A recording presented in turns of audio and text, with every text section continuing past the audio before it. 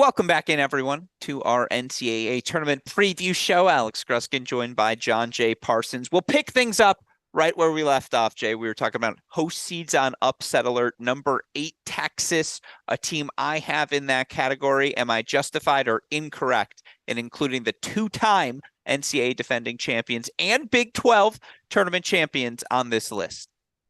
I think it's on upset intrigue. I do Okay. think there's a reality here where North Carolina at the end of this is the only seed left in their quarter, because I do think that those are all in kind of the upset intrigue area. Look, I'm curious to see, one, who gets out of this rematch of Cal San Diego, and then two, how much that team pushes Texas, which I expect they will. I think both teams have the necessary talent at the top of the lineup as well as the depth to compete, position in out with Texas. But I do think Texas gets through this. Yeah. Certainly they have some momentum, right? Getting through a couple of tough matches, Oklahoma State, Oklahoma at the Big 12 tournament. They get these matches at home, which is critical. Texas Heat is not the same as California Heat. Yeah, I mean, again, they're the two-time NCAA defending champions for a reason. You're right. Upset alert might be the wrong category for these. These are just intriguing regions, and that Cal San Diego match might be your best of the first round. So certainly felt the need to include it there. You're picking Texas though to get through. I am. Who are you picking in that round one battle? Cal.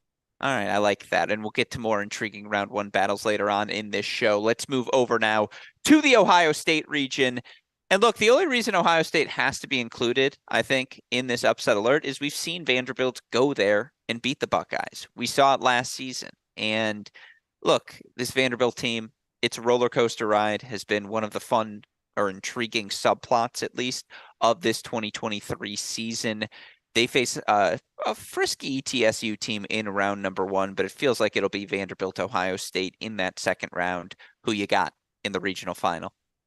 Look, this one is tough. I think, we did just see this last season. Ohio State's a mystery to me, right? I mean, we go so long without them getting a marquee victory in the Big Ten, and Vanderbilt has just been a roller coaster of a ride. At some point, I think the pieces have to fall together.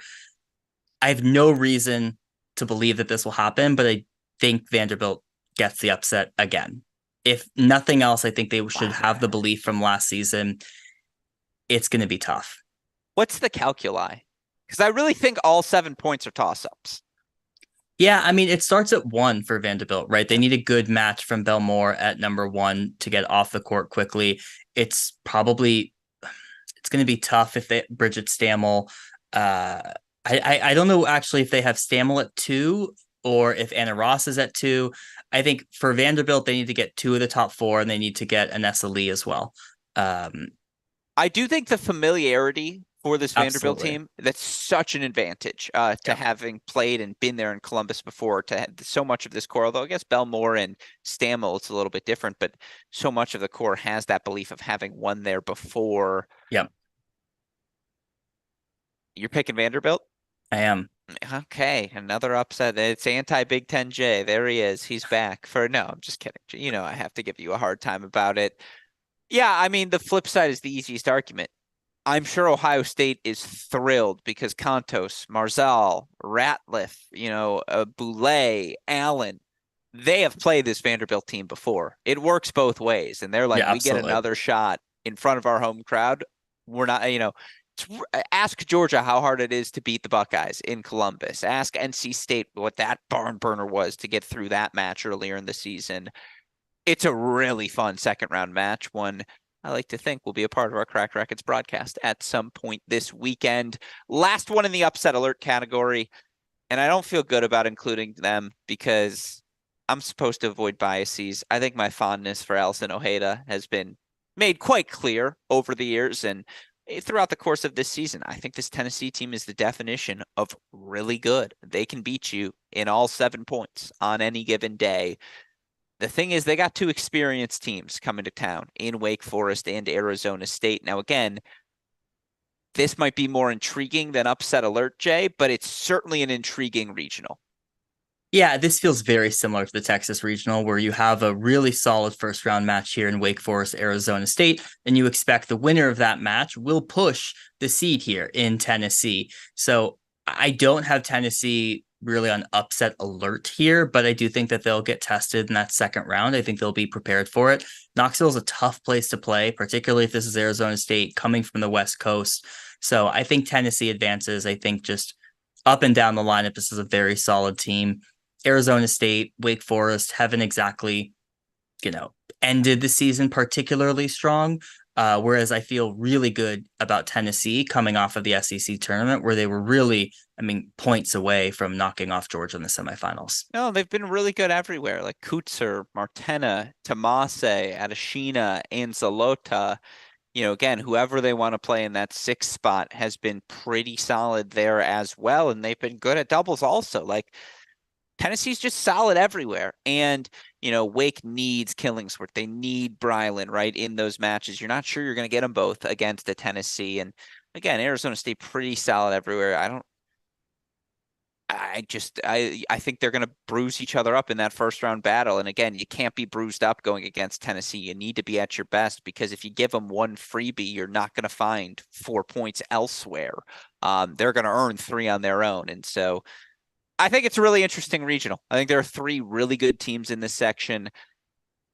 I don't, again, I know the travel matrix came into play in terms of how the seeding worked out here, and, Princeton and Fordham being the 2 and 3 seeds at the Virginia women and sticking Wake Forest and Arizona State in the same region. Both teams have justifiable reason to be upset, I would say, if I'm Wake Forest or the Arizona State fan base. And again, I just hope someday we get to ask the committee some questions, because I would love to hear how they come to all of these decisions. It's a really fun regional. Final thoughts, Jay? You're picking Tennessee? I am picking Tennessee. Yeah, All right. I think they looked really good in the SEC tournament, and I'm riding with that. I agree. I think it's going to be a really fun tournament for this experienced group. Well, all right. If those are the upset alerts, maybe you have some more on your list. I have an X category I call the best of the rest. Let's get to those now. Let's start with, again, a team I got the chance to see in person this past weekend, so I'm drinking the Kool-Aid a little bit. I just love the energy that Coach Kelsey McKenna has building for these Wisconsin Badgers. And let's not forget the first 2 months of the year when there was a lot of Wisconsin Kool-Aid drinking. And you can't convince me this match won't be indoors, Jay. And if it is, I'm just saying, I know Iowa State were the indoor semifinalists, but that's a really fun potential match. Of course, don't sleep on LSU either. On the right day, Komar and Collins can be the best 2 players on the court against any of these teams they face. Now, obviously, this Iowa State story is one of the best, if not the best, of the 2023 college tennis season. This group gets to play these matches at home. You really hope it's a fun atmosphere, because this group deserves that opportunity to get a send-off for everything they've accomplished this season. And again, you wouldn't want to pick against this semifinalist at the National Indoors, Iowa State. At the same time, it's a really fun region, Jay. Yeah, it is a really fun region. And shout out to LSU for that win over Arkansas, securing their spot in the NCAA tournament and not the NIT, which is where I thought we would see them. Looking forward to that match with Wisconsin. But you're right. I think this region is going to be indoors as well. I have no idea what the weather is looking like, but I anticipate that that will be the case. If that's the case, I expect we will get Iowa State and Wisconsin. Look, I feel good about Iowa State. I thought they looked good in the Big 12 tournament in that match against Oklahoma. That came down to the absolute wire, but it should be a good one, particularly that Wisconsin LSU match where, as you mentioned, Collins, Komar in particular has had an outstanding season. So that'll be a fun one up top. You mentioned it. Shout out, of course, to Taylor Fogelman, first year on the job, LSU into the NCAA tournament, a program that should get into the NCAA tournament every season, but of course they do. And it's a really fun matchup with Wisconsin. Looking forward to that first rounder. Looking forward to watching this region unfold. Let's go to Miami next. And of course, we saw funkiness unfold in Miami during the kickoff weekend when Iowa State went and beat the Hurricanes and the UCLA Bruins there. This time, Miami going to host Boston, Auburn, FIU. You pointed yesterday to that Auburn FIU first round match as being intriguing. Make the case for that one, Jay, then offer me your thoughts on this region.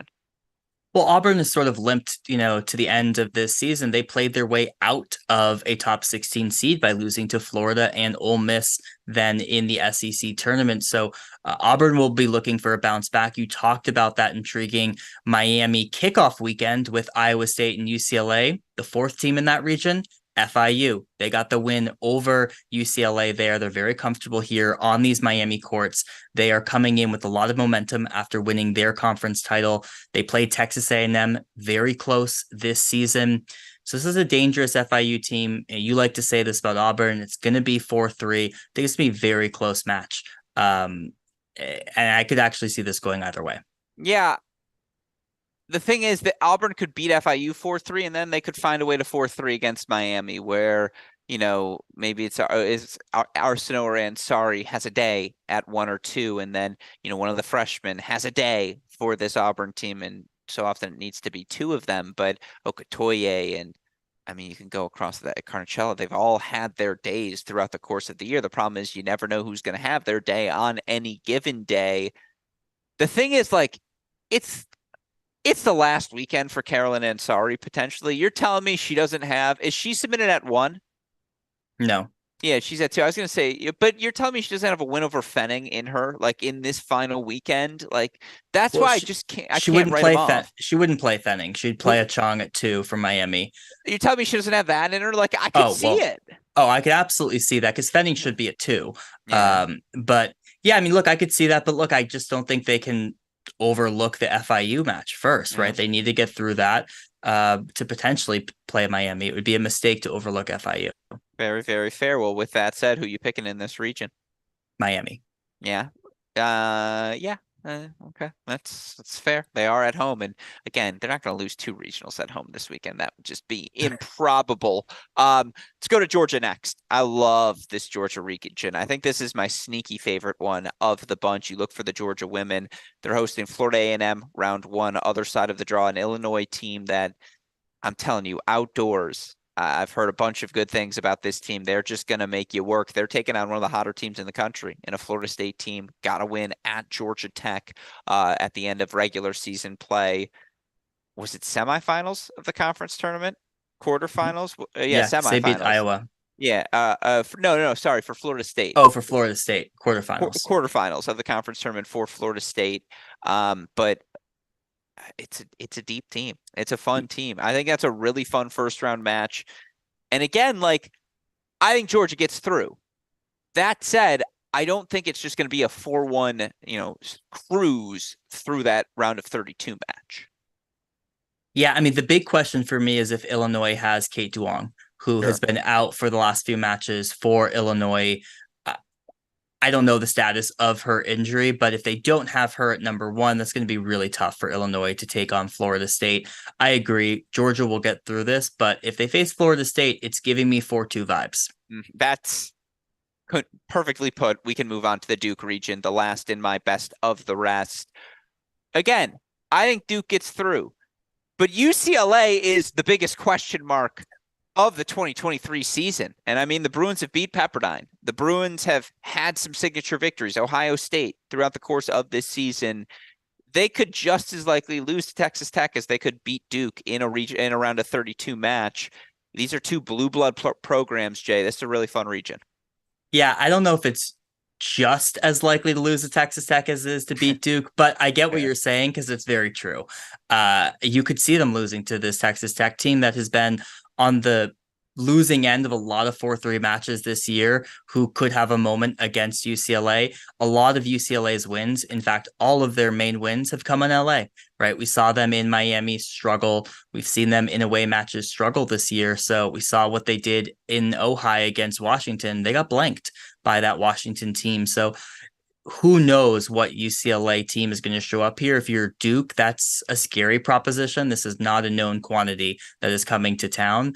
And yeah, I think Duke gets through this because Duke is a known quantity at this point. You know the pieces, you know the players, but there's high upside in UCLA. Again, they could take doubles against Duke. Fangun Tian hasn't lost a match at number 1. She could absolutely take on Chloe Beck, and which that might be the best individual matchup of the weekend if we get it. Like, God willing, we get that changing of the guard sort of match that we all deserve. Yeah, absolutely. I mean, that match probably doesn't finish, unfortunately, but that could very well be an NCAA quarterfinal match Mhm. that we get a preview of. Yeah, that's why I think solely, if nothing else, this region has to be on the best of the rest list because, yeah, that prospect of Beck versus Tien at 1 is just mouthwatering for college tennis fans across the country. Duke is the pick, though, from John J. Parsons. And again, I'm going to solicit a pick for him on all 16 regions. Now we'll rapid fire through some of the remaining as we go through the best of the rest here. I call this cruise control. Like, again, teams that I think 4-0, 4-1. Maybe you slip into a 4-2. Let's start with North Carolina. You look for the Tar Heels, #1 overall seeds. They are going to play host over the course of this weekend to Charleston Southern, Old Dominion, and then South Carolina. Look, uh, Old Dominion, South Carolina, top of the lineup, very intriguing. North Carolina gets 5 players into the NCAA singles tournament. Of course, the other 2 are Tran and Scotty, and we know what they're capable of. Give me the score lines. Who gets through that Old Dominion, South Carolina? That's fascinating. Yeah, that's a really fascinating match. Old Dominion coming off of a really solid season, winning their conference this past weekend. Look, I think South Carolina took a tough loss to Kentucky. I would say I lean Old Dominion in this match. I think they have the talent at the top of the lineup to at least compete there. The question will be around depth. So I'm leaning Old Dominion over the past few weeks. I've liked more what I've seen from them than what I've seen from South Carolina. However, if North Carolina does play South Carolina, that's a direct rematch of last season 2022 second round match. So South Carolina, Old Dominion, I mean, this is a familiar part of the country for them. North Carolina gets through this section though 4-0, 4-0. I've been a South Carolina believer all season long.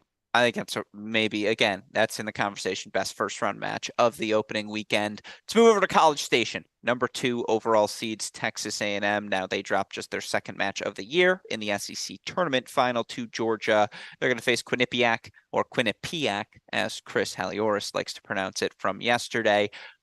Really fun one. An SMU women's team that's flown under the radar. They have had a phenomenal season, and they're going to take on Baylor in round #1. That's a really fun match. I almost put this in best of the rest just because, like, I feel like SMU could 4-2. Like, SMU is we didn't spend enough time talking about them this year. I watched them in conference play. I really liked what I saw. I think A&M, like, again, A&M probably gets through, but this is a fun region. Well, that first round match, SMU Baylor, is really fun. These two teams played in early April. Baylor wins 4-1. SMU hasn't lost since. They've won 5 straight matches. They go on and win the American Athletic Conference to really solidify not only on ranking, but also on auto berth for NCAAs. The big question for SMU against Baylor is, do they have the depth? That's what they really struggled against with Baylor when they played earlier in April. They got swept at 4-6. So on momentum right now, SMU is kind of like the dark horse here. And you feel like if they get through Baylor, riding that momentum from flipping that match earlier this season, that they could test, Texas A&M.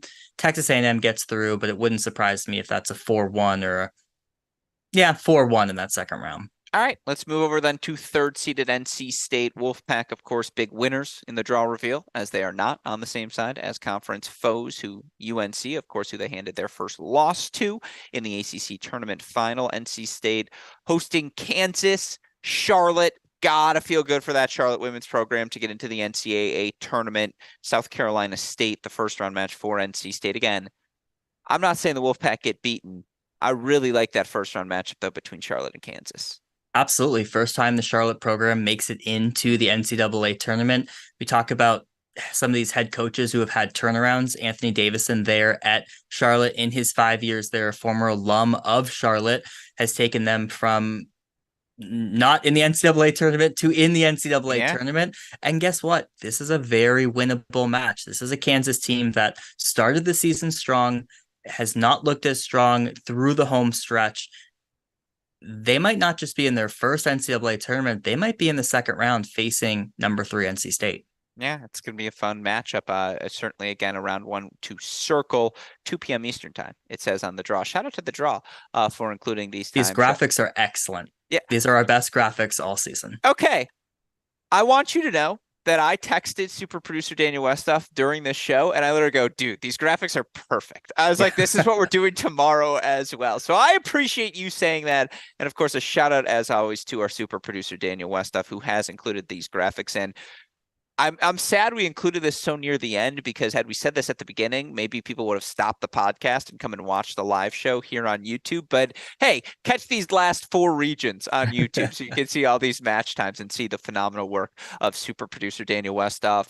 Let's go to 5th seeded Michigan next. Michigan playing host, of course, again, to both the men's and women's regions this weekend. They are going to host Youngstown State in their first round match. Then the winner of that will face the winner of Notre Dame and Ball State. Look, you got to put an asterisk next to every ACC team, given the battles they all went through in the regular season.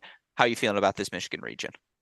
Well, I think this is a great region for Michigan. If Michigan got any other middle of the pack ACC, SEC team that was not based in the Midwest, aka Notre Dame, you would go maybe on upset intrigue here, but not the case here with Notre Dame, a team that has played the same amount of indoor tennis as this Michigan team, although they do get the advantage of going down south for some of those ACC trips. But I think a very good region for Michigan. It looks like we're going to have some sun. I'm now I've added Ann Arbor now to my weather, just because I need to keep track. But it looks like we're going to be outside, which I'm very excited for. Yeah, again, it's going to be a fun weekend.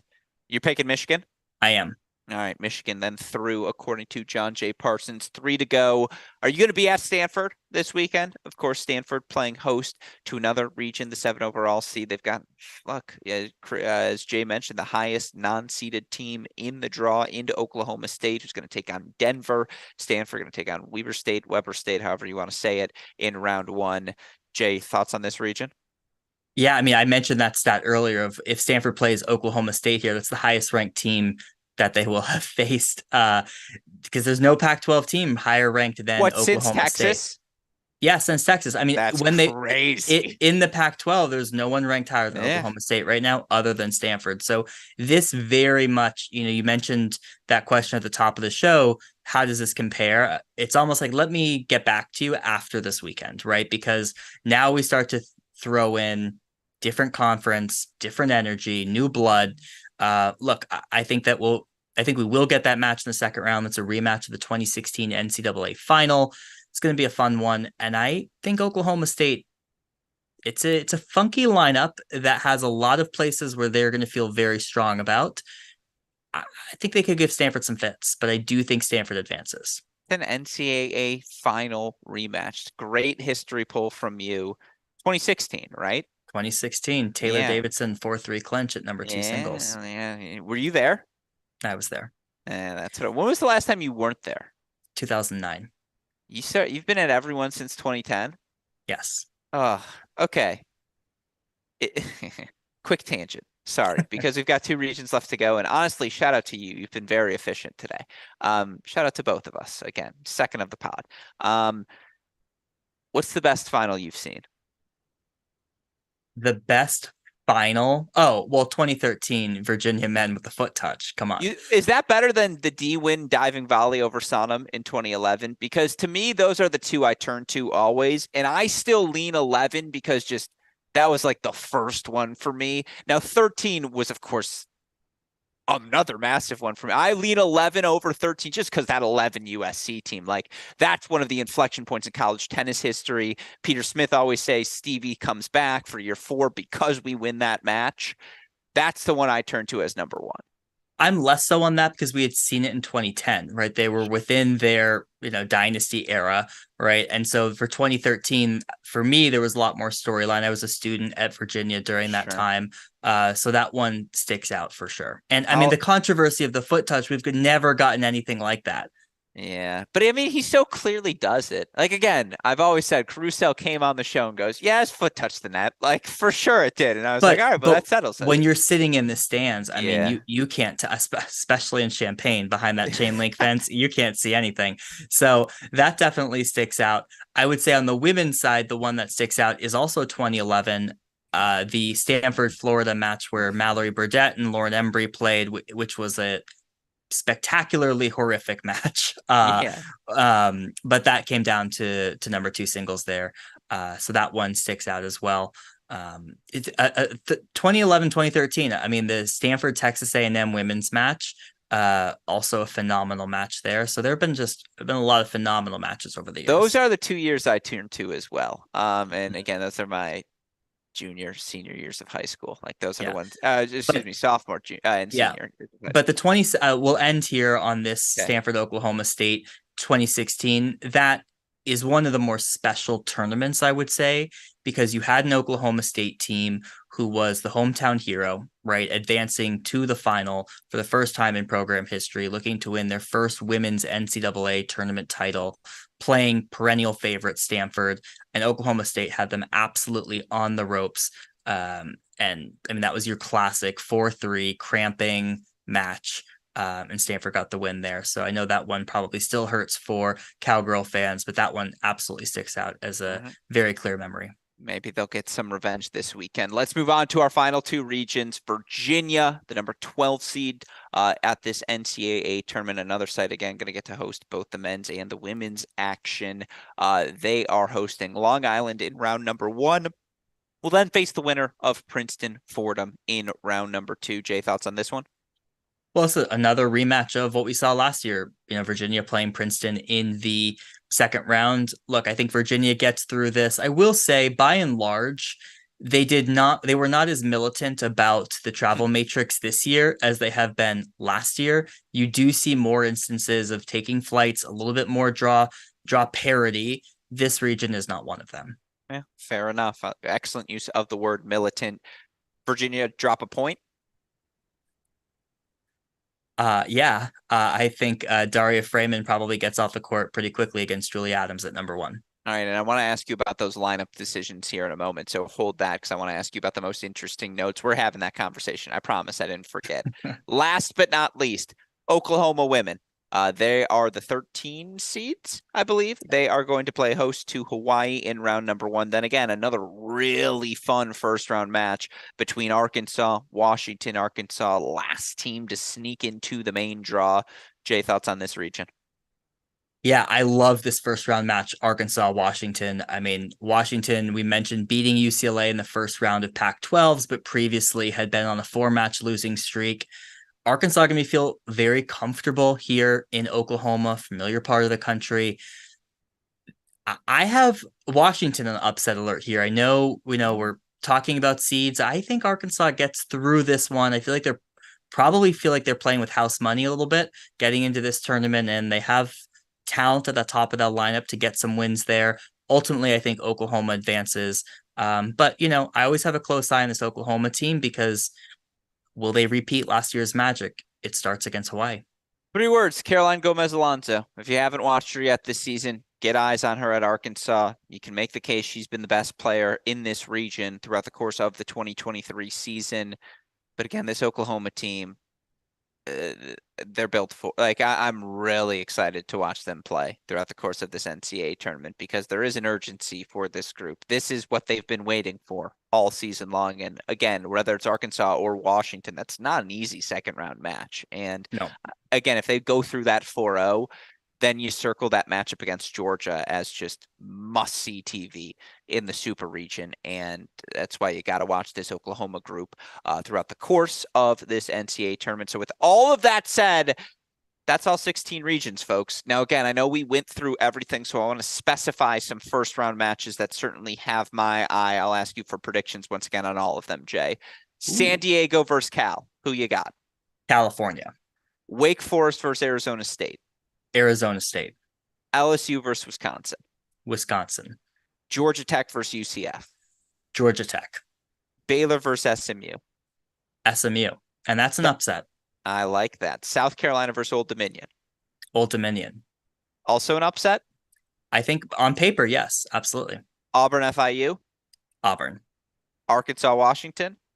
I got to go Arkansas, All righty. Florida State Illinois. Florida State, Kansas Charlotte. Charlotte. UCLA Texas Tech. Hmm. Mm, Stumper. I like it. This is a stumper. I'll go UCLA. Princeton, Fordham. Princeton. It's been a good year for Fordham. I just point out, but I agree. I think Princeton gets through as well. All right, that's everything. It's a lot of predictions mixed in. Now, before we go, some other predictions I just want to throw everyone's way. Lineup challenges we've got impending. Jay, it's our last topic. The floor is yours. Talk us through everything you saw, because I know you did the research. Yeah, I mean, I tweeted out the ones at just the cursory glance of like what really caught my eye. I was like halfway through and it was like, okay, yeah, Georgia Drummy's up to 3 for Duke. Interesting. Okay, Kari Miller up to 1 for Michigan. Okay. Lisa Czar still at 1 for Pepperdine. And then I get to number 1, North Carolina, who not just flips one player, they flip a lot. They play freshman Reese Brantmeyer at number 1. They submit number 1 player in the country, Fiona Crawley, at number 2. The biggest shocker was transfer Abby Forbes moving up to 3 and putting Carson Tangillig down at number 4. They've got Scotty at 5, Tran at 6, Yarlagata at 7. I really did not expect, of all of the draw and seeding stuff that could come out, for UNC's lineup to be the biggest shock. I mean, we should have kept the reaction live stream yesterday because my jaw was absolutely on the floor. We missed what would be good live stream. I'm stunned. I'm stunned. It's not logical. I assume this will lose a challenge. You have Abby Forbes, who's 1-2 at 3, 7-3 at 4, 1-0 at 4. I mean, if I was a team, I would challenge her to be behind Scotty, who is 7-0 at 4, 10-1 at 5.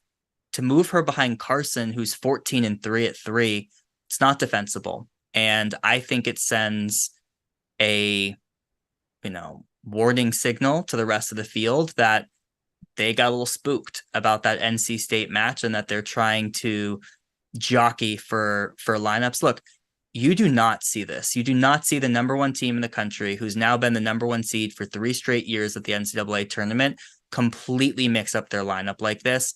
And by the way, Brantmeyer at 1, can't argue for it, right? She has not been better than Fiona Crawley at 2. Records don't say it. Form doesn't say it. She's down a set to Julie Adams. She's down a set to Bryland of Wake Forest. It's absolutely indefensible. I think it's a really bad look. I was shocked it happened. It was notable. There's no doubt about that. It was very, very notable to see such significant shifts, especially because that's like North Carolina played the same lineup all season long. To your point, like, yes, there was some shifting in Scotty, Tran, Yarlagata at 4, 5, 6 as expected, and Forbes, excuse me, but like probably 1, Brantmeyer 2, Tangillig 3 was the lineup this season. And yeah, you're right. Forbes is the most significant shift I think we saw across the board. I mean, Tangillig hasn't played a match at 4 all season. Yeah.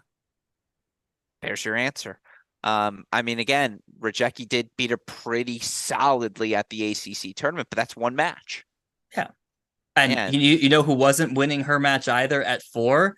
Abby Forbes. Yeah, dropped that first set in a very that was a match. That was a match. Shelley. Yeah, I mean, again, if I'm challenging this, I'm saying, what are you talking about 3? It should be Scotty 4, Forbes maybe 5. On record, you could argue Ellesse. So I don't know. It's very strange. I don't know what's going on. I assume that this will be challenged by one, if not many coaches. We'll find out, within the next 24 hours. Any other challenges?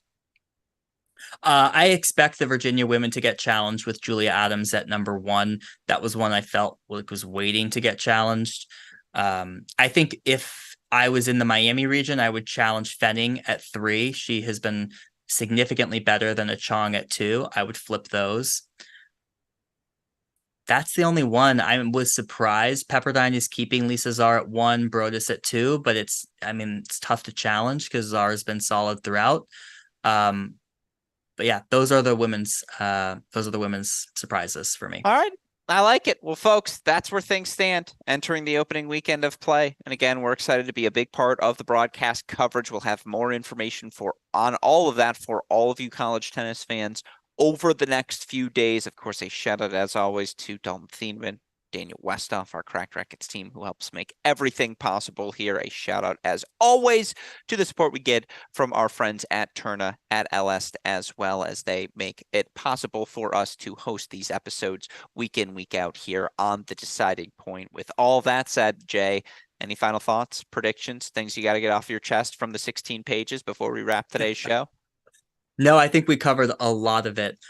So I think this was a fun one. And look, I think generally my biggest takeaway was that the draw is fairly well done. I think there have been a lot more, I'll speak for myself, pockets of rage, right? Or areas that you just look at and you go, oh man, this part of the draw is tough. Either because it's significantly difficult or maybe less difficult. But overall, I do think prioritizing some of the integrity is much better than that mileage matrix. I mean, throw the mileage matrix out. It's so done with that. Overall, look, I think it's a good draw. I think it's absolutely going to give us a phenomenal tournament. I'm looking forward to it. All right, I love to hear it. Well, then, with all of that said, for the fantastic John J. Parsons, our super producer Daniel Westoff, the support we get from our friends at Tourna and Ellesse, and from all of us here at both Cracked Racquets and the Tennis Channel Podcast Network, I'm your host, Alex Gruskin. We will be back tomorrow night with our thoughts on the 2023 NCAA Division I men's tournament draw. But for now, Jay, what do we tell our listeners? Hey, great shot. And we will see you all tomorrow. Thanks, everyone.